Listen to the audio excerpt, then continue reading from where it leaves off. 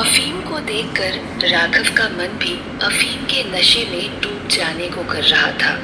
अफीम को इस तरह निहारते हुए देख पंकज ने राघव से कहा, क्या बोलते हो राघव, हो जाए जन्नत की सैर।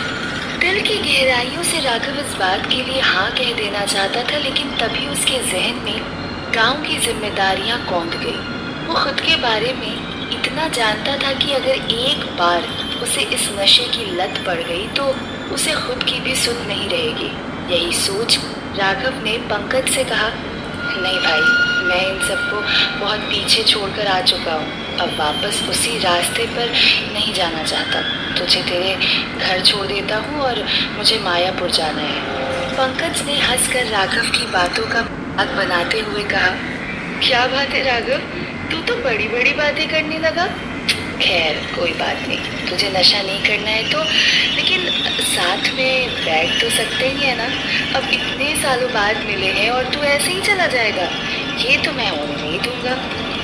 राघव ने उसे काफी समझाने की कोशिश की, लेकिन पंकज की जिद के आगे राघव की एक ना चली और राघव पंकज के साथ चलने को तैयार हो गया।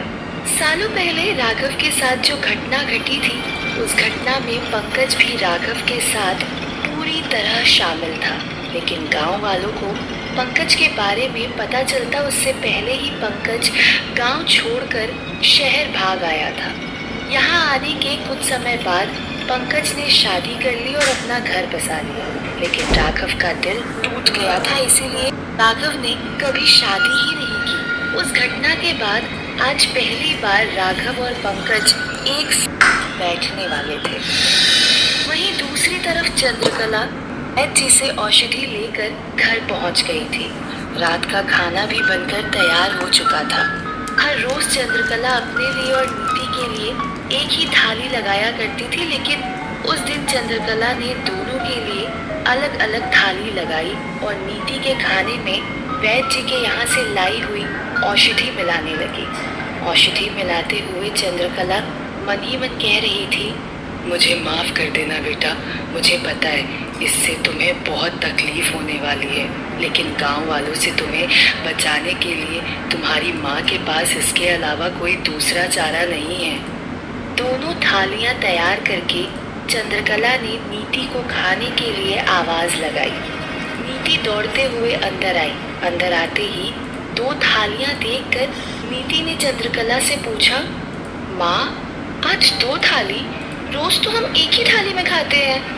चंद्रकला जानती थी कि नीति ये सवाल जरूर पूछेगी, इसीलिए चंद्रकला ने इसका जवाब पहले से ही सोच कर रखा था। जवाब देते हुए चंद्रकला ने कहा, बेटा तुम देवी कन्या बनी हो ना, तो तुम मेरे साथ मेरा जूठा नहीं खा सकती, इसीलिए अगले 9 दिन तक हम अलग अलग थाली में ही खाना खाएंगे। नीति को बहुत भूख लगी थी, इसीलिए नीति इसके आगे बिना कोई सवाल किए चुपचाप बैठकर खाना खाने लगी। नीति को वो औषधि युक्त खाना खाते हुए देख चंद्रकला के कलेजे पर जैसे छुरियां चल रही थी। नीति तो बड़े ही चाव से खाना खा रही थी, लेकिन चंद्रकला के गले से निवाला नीचे नहीं उतर रहा था। वो लगातार अपने आप को कोस रही थी। खाना खत्म करके दोनों माँ बेटी सोने के लिए चले गई। पूरे दिन की थकान की वजह से नीति को नींद भी जल्दी ही आ गई थी, लेकिन चंद्रकला को कहाँ नींद आने वाली थी। वो जानती थी कि औषधि कभी भी अपना असर दिखाना शुरू कर सकती है, इसीलिए चंद्रकला जगी हुई थी कि अगर नीति को कोई तकलीफ होती है तो कम से कम चंद्रकला नींद में ना हो। मायापुर में जहाँ सब लोग सो चुके थे, वहीं राघव और पंकज अभी भी जगे हुए थे।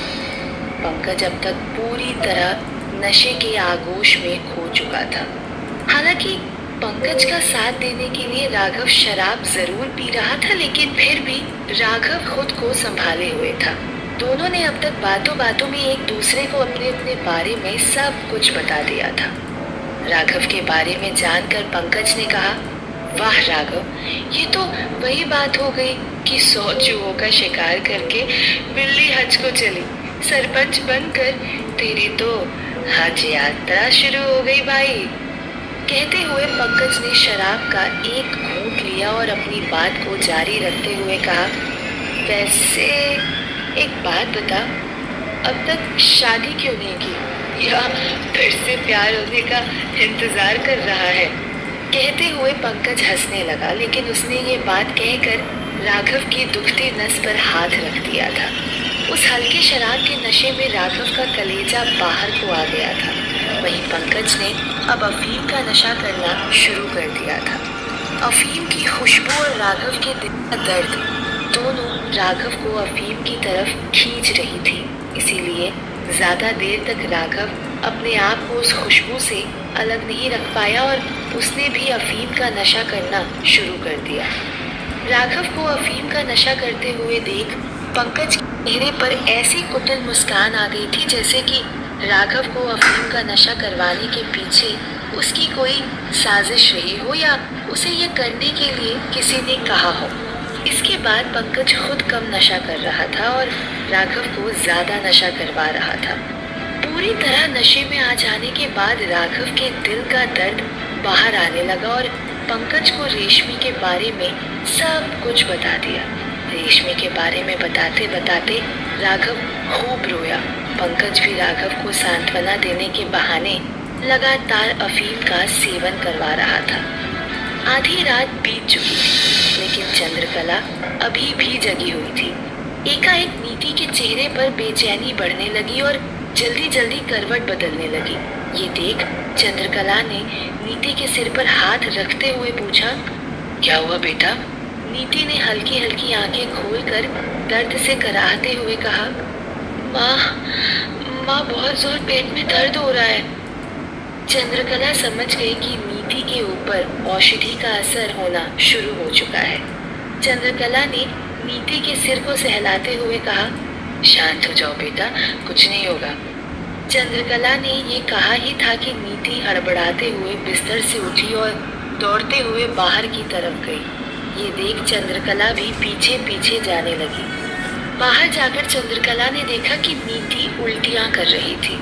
नीति की ये हालत देखकर चंद्रकला की आंखों से आंसू टपकने लगे। चंद्रकला जाकर नीति के पास बैठ गई और उसकी पीठ को थपथपाने लगी। नीति को ये देखकर बहुत अजीब लग रहा था कि चंद्रकला उसे ठीक करने के लिए कोई दवा या औषधि क्यों नहीं दे रही है। नीति ने खुद ही कह दिया, माँ मेरे पेट में बहुत दर्द हो रहा है, आप मुझे ठीक करने के लिए कुछ कर क्यों नहीं रही हो? कोई दवा या औषधि कुछ दो ना माँ। चंद्रकला को भी गलती का एहसास हो गया कि अगर उसने कुछ नहीं किया तो नीति को शक हो जाएगा। इसीलिए चंद्रकला अंदर रसोई में जाकर आधे कटे हुए नींबू को गर्म करके उसके ऊपर सेंधा नमक डाल दिया और एक कोई भी मीठी गोली ले ली। नीति को ले जाकर देते हुए चंद्रकला ने कहा, बेटा इस गोली से तुम्हारा पेट दर्द ठीक हो जाएगा और इस नींबू को चूसने से उल्टियां बंद हो जाएंगी। नीति ने दोनों उपचार कर लिए, लेकिन चंद्रकला जानती थी इन दोनों का ही नीति के स्वास्थ्य पर कोई असर नहीं पड़ेगा। और वही हुआ। ना ही नीति का पेट दर्द ठीक हुआ, ना ही उल्टियां थम रही थी। नीति पूरी रात नहीं सो पाई। इतनी उल्टियां और रात भर नहीं सोने की वजह से सुबह होते होते नीति की सारी ऊर्जा नष्ट हो चुकी थी। उसका चेहरा बिल्कुल उतर चुका था, यहाँ तक कि वो ठीक से चल भी नहीं पा रही थी। लेकिन नीति को देवी कन्या बनाना तो जरूरी था। इसीलिए चंद्रकला नीति को नहलाकर गोद में उठाकर मंदिर की तरफ चली गई। मंदिर में बाकी देवी कन्याएं पहले ही पहुंच चुकी थी। सब हवन कुंड के सामने बैठी हुई थी। चंद्रकला जब नीति को लेकर वहां पहुंची तो नीति की ये हालत देखकर सब लोग चिंतित हो गए। चंद्रकला ने पुजारी जी से कहा, पुजारी जी नीति की तबीयत ठीक नहीं है, इसीलिए मैं खुद इसे हवन कुंड में लेकर आऊंगी। पुजारी जी ने मंत्रोच्चार करते हुए हामी में सिर हिलाया और चंद्रकला बाकी लड़कियों के पास में ही पालथी मारकर बैठ गई। चंद्रकला ने ये सब इसीलिए किया था ताकि चंद्रकला खुद नीति की जगह बैठ सके। चंद्रकला हर विधि को अपने हाथ से नीति से करवा रही थी। यहाँ तक कि प्रसाद भी चंद्रकला अपने हाथों से नीति को खिला रही थी, जिससे नीति के अंदर की दैत्य शक्ति जागृत नहीं हुई। नवरात्रि की बाकी सब तैयारियां तो अच्छे से चल रही थी, लेकिन आज नवरात्रि का दूसरा दिन था। फिर भी अभी तक राघव एक बार भी मंदिर नहीं आया था, बल्कि सरपंच होने के नाते तो उसे सबसे पहले मंदिर में पहुंचना चाहिए था। लेकिन राघव पहुंचता तो तब ना जब राघव मायापुर में होता। राघव तो अभी भी नशे में धुत शहर में कहीं पड़ा हुआ था। राघव ने रात भर में इतना नशा कर लिया था कि नींद खुलने के बाद भी वो उस नशे से बाहर नहीं निकल पाया था। राघव जब उठा तो उसका सिर घूम रहा था। सीधे चलने की कोशिश जरूर कर रहा था, लेकिन चल नहीं पा रहा था। चलते चलते उसके पैर डगमगा रहे थे, लेकिन उतने नशे में भी राघव ये तो जानता था कि मायापुर से आए हुए 2 दिन हो गए हैं, इसीलिए अब उसका मायापुर जाना बहुत जरूरी है। यही सोचकर राघव बाहर खड़ी अपनी जीप की तरफ बढ़ने लगा, पर पंकज ने देखा कि राघव ठीक से गाड़ी की चाबी भी नहीं लगा पा रहा है, तो गाड़ी चलाकर मायापुर जाना तो उसके लिए बहुत बड़ी बात है। पंकज राघव के पास आया और राघव से कहा, राघव एक काम कर, तू पीछे बैठ, मैं तुझे घर छोड़ देता हूँ। पंकज ने सहारा देते हुए राघव को जीप के पीछे की तरफ लेटा दिया और खुद जीप लेकर मायापुर की तरफ निकल गया। राघव 2 दिन से हवेली नहीं आया था, इसीलिए अब तो हवेली के लोगों को भी राघव की चिंता होने लगी। लेकिन तभी हवेली के बाहर राघव की जीप आकर रुकी। हवेली में काम करने वाले लोगों ने जब ये देखा कि चालक सीट पर राघव नहीं बल्कि कोई और बैठा हुआ है, तो वो लोग थोड़े चकित रह गए। पंकज जीप से उतरा और पीछे जाकर राघव को जीप से उतारने लगा। राघव अभी भी नशे में धुत नींद में बेहोश पड़ा हुआ था। पंकज अकेला राघव को नहीं निकाल पा रहा था, इसीलिए पंकज ने आवाज लगाकर किसी की मदद मांगी। हवेली का एक आदमी दौड़ता हुआ आया और राघव को उतारने में पंकज की मदद करने लगा। दोनों ने मिलकर राघव के दोनों हाथों को अपने अपने कंधे पर डाला और हवेली के अंदर ले जाने लगे। राघव की ये हालत देखकर सभी लोग काफी ज्यादा हैरान रह गए थे। सबको लगने लगा कि पिछले 2 दिन में राघव ने खूब नशा किया है। जिस बात का गांव वालों को डर था वो हो चुका है। राघव एक बार फिर नशे की लत में पड़ चुका था। देखते ही देखते ये बात पूरे गांव में आग की तरह फैल गई। मंदिर में भी चारों तरफ राघव को लेकर ही चर्चा हो रही थी।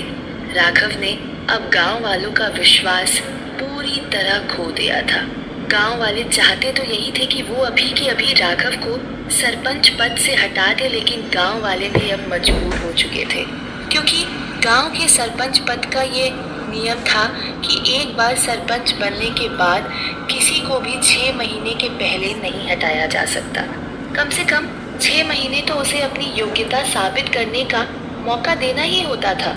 जहां पूरा गांव राघव को लेकर परेशान था, वहीं चंद्रकला इस बात से खुश थी कि संध्या आरती होने ही वाली थी, पर आज कोई भी अपशकुन नहीं हुआ था। कुछ ही देर में संध्या आरती भी हो गई और सब कुछ बहुत अच्छे से हो गया था। अगले 6 दिन भी कुछ इसी तरह ही गुजरे। चंद्रकला नीति को हर रोज खाने के साथ वही औषधि खिला दिया करती थी, जिससे नीति की हालत वैसी की वैसी ही रहे। नीति की तसल्ली के लिए चंद्रकला नीति को वैद्य जी के पास भी लेकर गई, लेकिन वैद्य जी ने भी जानबूझकर ऐसी औषधि दी जिससे नीति के स्वास्थ्य में कोई सुधार नहीं आया। उधर पंकज भी मायापुर में ही रहने लगा था।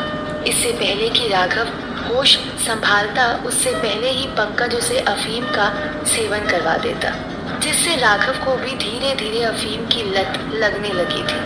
परिणाम ये हुआ कि नवरात्रि के एक दिन भी राघव मंदिर नहीं जा पाया था और गांव वाले राघव से नफरत करने लगे थे।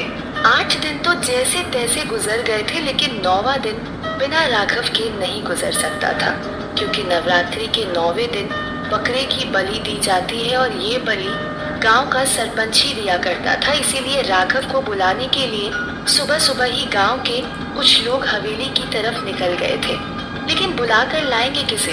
राघव तो अभी भी उसी तरह नशे में धुत पड़ा हुआ था।